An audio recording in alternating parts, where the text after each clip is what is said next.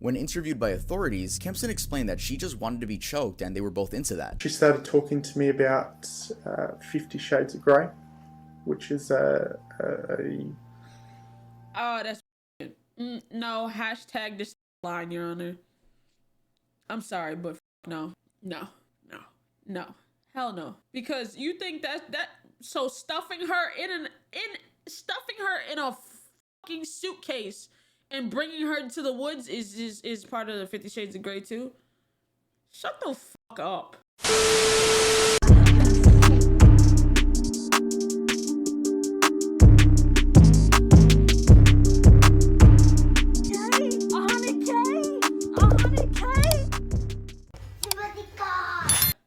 This is the dangerous world of Tinder criminals. You know what I'm saying? Shout out Tuv. Shout out the boy. Dropped this a couple hours ago. I think it already has almost 300K. You know what I'm saying? This is why you don't date online. It's crazy. That's crazy. You can just notice I dyed my hair back. Oh yeah. Videos for educational benefits within the as light or moderately shocking. In 2022, online dating apps have completely taken over and are actually one of the top ways couples meet each other. However, not everything goes as planned. Sadly, there have been many extreme cases when meeting people online, and Tinder will be our main focus today. In this video, we'll be talking about the dangerous world of Tinder criminals. If you guys want to see the other videos in this series, make sure the YouTubers that went missing. Darkest YouTube iceberg. I gotta watch that. Dangerous world of Nakado Avocado. Gotta watch that one too. Tragedy, I don't even know who that is. Damn, I gotta watch a couple of these. Which ones y'all think I should watch? Chat, comment down below. And check out the playlist at the top right after this video. And please make sure to remain safe when meeting someone from the internet. I hope this video raises awareness. Anyway, sit back, relax, and enjoy the video. If you guys watch my videos and you don't have a plate of food in front of you, that's mad disrespectful. If you're gonna watch one of my videos, you gotta be munching on something. Hey guys, welcome back to another video. You want us to be munching while you tell us about this crazy shit? Hell nah. Today we're gonna be talking about the dangerous world of Tinder criminals. Nah, but for real, go get some food. You don't have to if you don't want to. You don't have to if you don't want to. You guys like my watch? Look at that. Yeah, my first Richard Millie. The day that this video is uploaded, we are doing a giveaway on the Earl Doesn't Exist Instagram page. It's at Earl Doesn't Exist, and all you have to do is reshare on your story and follow the page. So if you want to win a giveaway, make sure to go check it out. Speaking of that, there will be 3 hidden codes in this video for 25% off anything at earldoesn'texist.com. By the way, human reviewer that's going to review my video, I'm letting you know right now, everything in this video is suitable for advertisers. I hate having to get that check, but you guys are gonna check. You guys always check my channel. Everything is censored. Everything is suitable for advertisers. Okay, let's get straight into the video. Danielle Drayton. In 2018, 27-year-old Danielle Drayton would use dating apps such as Tinder and Plenty of Fish in order to lure women into uncomfortable situations and R-word or murder them. Drayton, who lived in New Haven, Connecticut, murdered 20. He fine as fuck. This nigga is a murderer. 29-year-old Samantha Stewart after they went back to her home on July 16th after meeting on Tinder. Samantha was a nurse and seemed to be a very happy and normal girl. Not many of the details of this case are public, I don't know why, but I'll tell you what I've read. Before the murder of Samantha, Drayton had already been committing crimes through the app, specifically charges of an attempted murder of a woman he shared an Uber ride with, and choking and R-wording another woman that he met on Tinder. Now back to Samantha. After killing her, Drayton allegedly had sex with her body, then wrapped her in a blanket in the bedroom and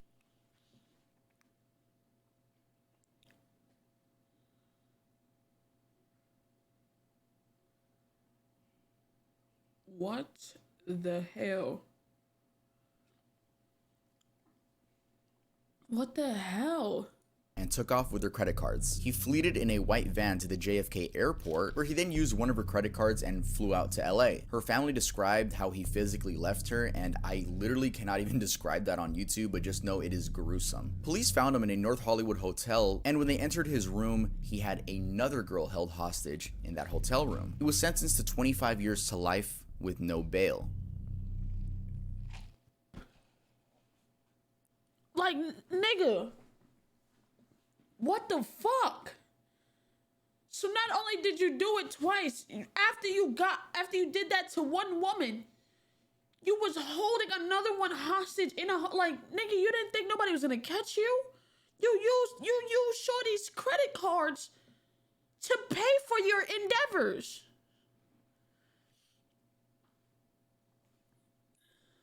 Being on Tinder is dangerous. Being on the internet alone is dangerous. Thankfully, we have a sponsor perfect for today's video. This video is sponsored by Atlas VPN.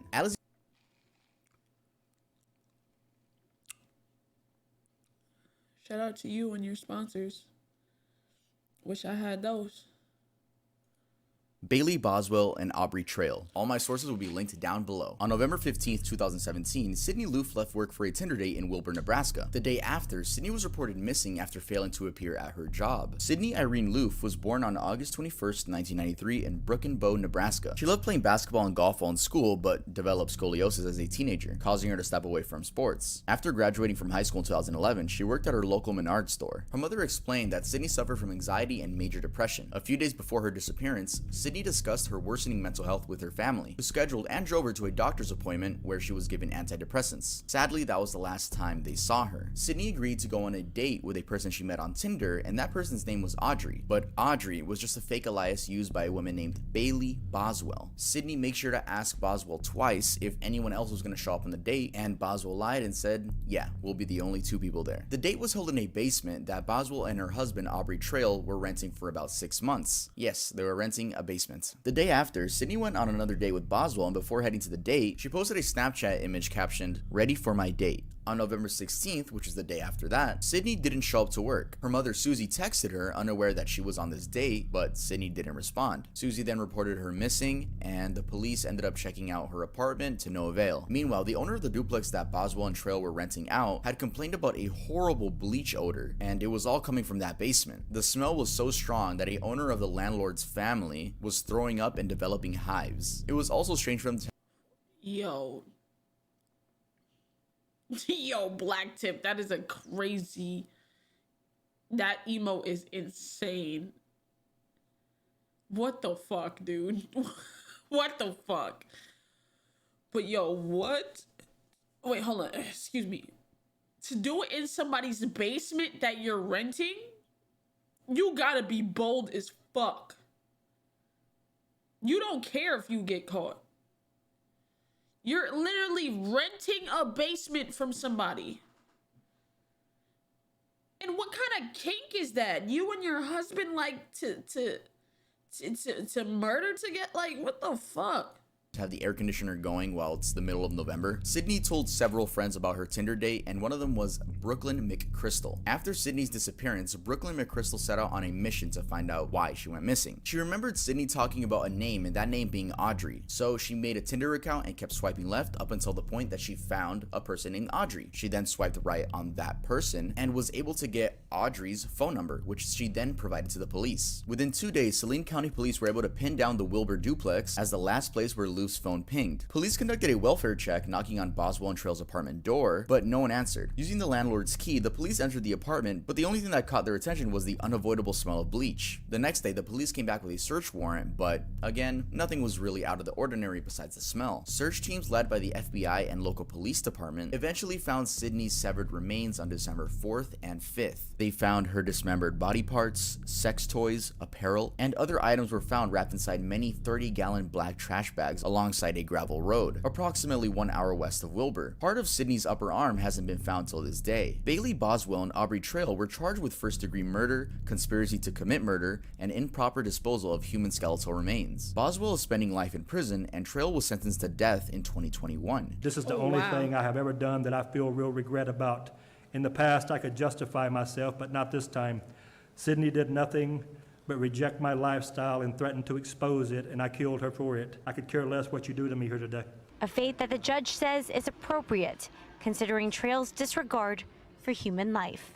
Imposed by the panel on count 1, murder in the first degree, a class 1 felony. The defendant is sentenced to death. After receiving and reviewing the evidence of the state and the defendant as to the sole aggravating circumstance as alleged by the state, that the murder manifested exceptional depravity by ordinary standards of morality and intelligence, I could not find beyond a reasonable doubt that the state of Nebraska met its burden of proof as to this aggravating circumstance. Because the Wow. 3 judges did not rule unanimously, Boswell was sentenced to life in prison.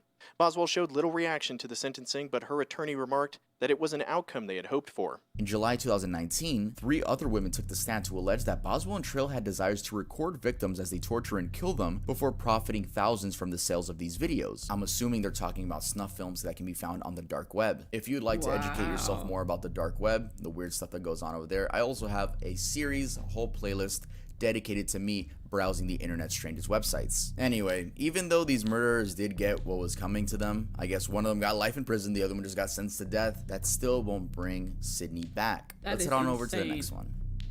That is Thomas R. insane. This is an extremely odd case that took place on March 6th, 2022. Mika Orr was a 21-year-old woman from Massachusetts attending college in the Netherlands. While there, she met a man on Tinder by the name of Thomas R. They went on a couple dates, but the vibe completely changed when she told Thomas R that she was thinking about getting back together with her ex-boyfriend. This was too much for Thomas to handle, and he became extremely obsessive. He stalked her by harassing her through WhatsApp, driving up and down her street, and even placed a GPS tracker on her bike so he always knows where she's at. On March 6th at 3:36 in the morning, police got a call that there was a house fire going on. Thomas actually threw an incendiary device into the window of her apartment, forcing the residents to evacuate. He then walked inside the building and stabbed Mika to death. After that, Thomas R. quickly headed to Germany in his car. While on the run, he contacted his parents and told them everything that just happened, and then his parents contacted the local police, and they caught him at the German border. He was arrested at 5 in the morning on the same day. I was very confused as to why in every article I read, this guy was referred to as Thomas R. Like, where is the last name? Is it just R? But honestly,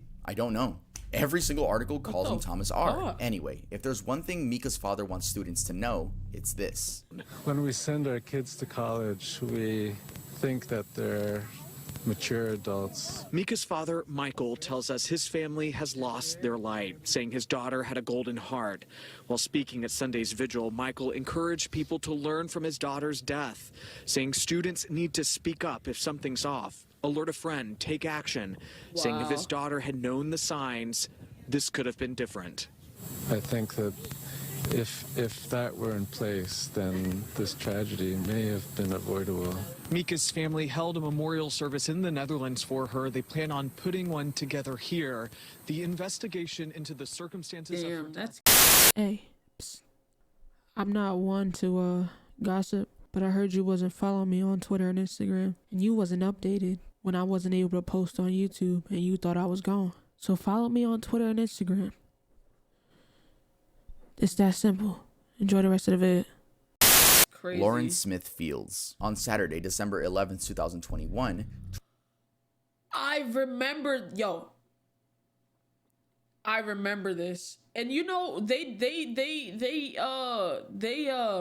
I don't think they ruled it correctly. I think they tried to rule this like a slip and slide. Y'all know what I'm talking about. They tried to rule this a slip and slide. 23-year-old Lauren met up with a man she met on Bumble. That man being 37-year-old Michael LaFountain. They hung out at her apartment, drank some tequila, ate food, played games, and watched a movie. You know, the normal things adults do on a date. LaFountain recalls Lauren throwing up and feeling ill, then eventually them both falling asleep on her bed together. Then at 6 a.m., the police get a frantic call from Michael stating Lauren is unresponsive as he's giving her chest compressions. She was pronounced dead at the scene. The controversy begins with how the Bridgeport, Connecticut police handled everything. First off, they didn't notify the family when she was pronounced dead. The whole day goes by, no police reach out to the family at all. Her close-knit family says they went to the apartment the next day after frantically calling and texting Lauren and were referred to a Detective Cronin. They didn't even contact us. They didn't let us know anything. It's like crazy. And I'm asking what's going on. He said she met some guy on Bumble. And I'm asking him about the guy. He's like, oh, he sounds like a really nice guy. He sounds like a really good guy. And he was like, I'll call you back, and just hung up in my face. Instead, the mother had to find out by going to the apartment and then reading a letter on the door that said, if you're looking for Lauren, call this number. That number was the landlord's number, and after dialing, he then came over and gave her the phone number of the lead detective, Kevin Cronin. Though the controversy doesn't end there. Lauren's brother called, and upon calling the detective, was told that Lauren, quote, met a white guy on Bumble, but don't worry about that. He's a really nice guy. The family waited for Detective Cronin after calling. Oh, hell no. I didn't even know all of this. I just know that like they never charged him. I don't think they charged him recently or when this first happened. But to say she met, he don't worry, he's a really nice guy. The fuck? First of all, my sister is dead. Last time she was seen alive was with this nigga. But don't worry, he's a really nice guy. The fuck?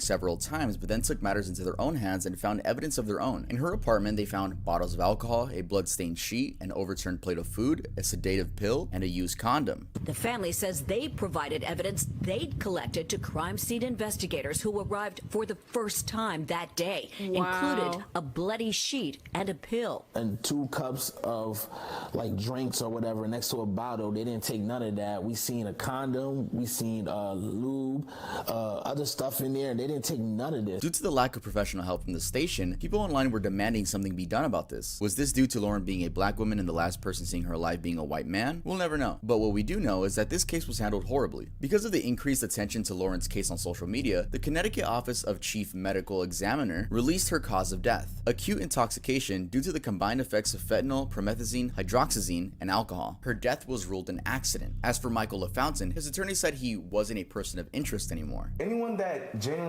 cared and they were there, the last person there, and they know that nothing bad happened, you would at least even reach out to the family yourself. Like, listen, I know I'm sorry for your loss of your daughter or your sister. Checking out the family's GoFundMe page, it seems like the last update was in February of this year, stating that the 2 lead detectives that were on this case were put on administrative leave and one was resigned. Which, by the way, the one that wasn't fired was quietly brought back a few months later. The case is still ongoing, and it seems that publicly, Michael LaFountain hasn't faced any type of repercussion. That's crazy.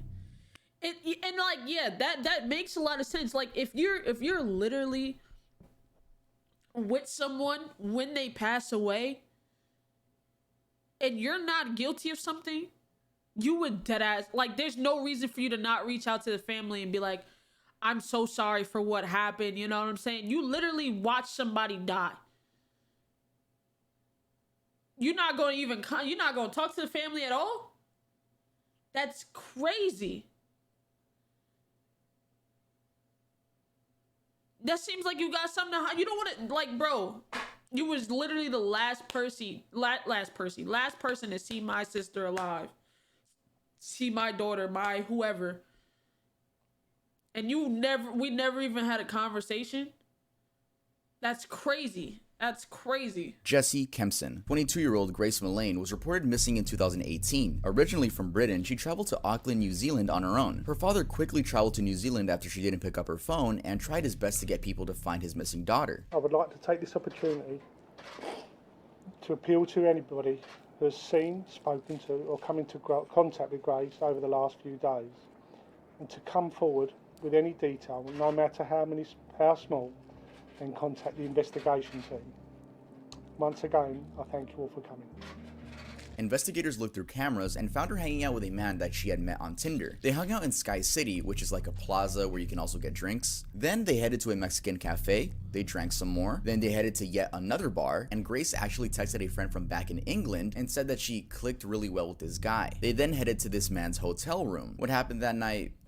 I think you guys can guess, but he sadly murdered Grace by strangulation. The police found out Jessie Kempson had strangled Mullane to death, crammed her into a suitcase, and then taken her body to a wooded area. When interviewed by authorities, Kempson explained that she just wanted to be choked and they were both into that. She started talking to me about 50 Shades of Grey, which is Oh, that's bullshit. No, hashtag this nigga lying, Your Honor. I'm sorry, but fuck no. No. No. No. Hell no. Because you think so stuffing her in a fucking suitcase and bringing her to the woods is part of the 50 Shades of Grey too? Shut the fuck up. Shut up. So it's erotic officiate. Bro, this nigga put her in a suitcase and tried to get rid of her body. No. Fuck out of here. A sex fantasy movie that's out. We started having sex. At first it was yeah, shut up, nigga. It was just normal. It was very placid.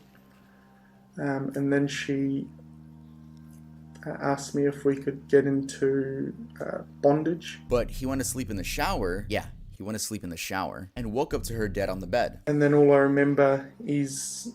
You fell asleep in the shower and woke up to her dead in the... So who killed her then? If you were sleeping, who killed her then? And why'd you put her in a... Shut up. Falling asleep in the shower. I need to stop. I need to go. You need to go? Where are you going? Would you like some fresh air? Yeah, please. I was in shock. This is crazy. I didn't know what to do. Pathologist, the specialist doctor, will perform a post-mortem. Yeah. They're very skilled at establishing people's causes of death. Do you understand that? Yeah. Did you kill Grace Mullane? Okay. You're under arrest for the murder of Grace Mullane on or about the 2nd of December. Okay. You understand? Yep. Okay. Yep. Pretty believable story. Pretty believable story. Jesse pleaded not guilty and maintained his innocence throughout the entire trial, but the judge decided otherwise and sentenced him to life in prison. It was also revealed that he's other women that he met on the app as well. Before I end this one off, I just want to say rest in peace to all the victims I've talked about, and if there are any GoFundMes for these victims, I will be linking all of them in the description below. Alright guys, that's it for this video. If you guys enjoyed it, make sure to leave a like, and if you haven't subscribed... Shout out Tov, man. Showing people the world and how, you know what I'm saying, wicked it can fucking be, you know what I'm saying? I hate that these videos have to be made, but I'm glad he makes them so just niggas can keep up with what's going on, you know what I'm saying, in life and shit like that. But crazy how this world is. Facts. Facts. WVid, but I hate the circumstances on which the video was made. Fuck. Shout out Tough though. Shout out Tough.